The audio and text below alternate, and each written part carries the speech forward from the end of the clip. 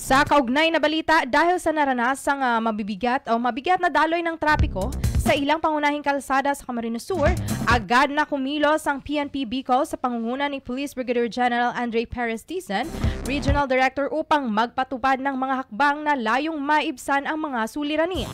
Bilang bahagi ng kanilang tugon, nagpalabas ang Regional Director ng direktiba na nagtatakda ng pagpapalagay ng mga pulis sa mga lugar kung saan mataas ang posibilidad ng pagsikip ng trapiko, partikular na sa mga pangunahing lansangan at intersection. Dagdag pa rito, nagsagawa rin ng coordination meeting ang PNP kasama ang mga kinatawan ng Department of Public Works and Highways at local government units. Layuning na ng pagpupulong na ito na magkaroon ng maayos na pagtutulungan sa pagitan ng mga ahensya upang mas mapabilis at epektibong maipatupad ang mga kinakailangang solusyon.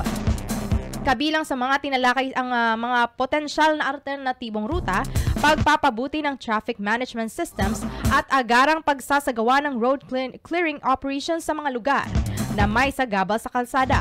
Bukod pa rito, ipinanukala rin ng paglalagay ng mga karagdagang signage at traffic enforcers upang mas maging organisado ang daloy ng trapiko.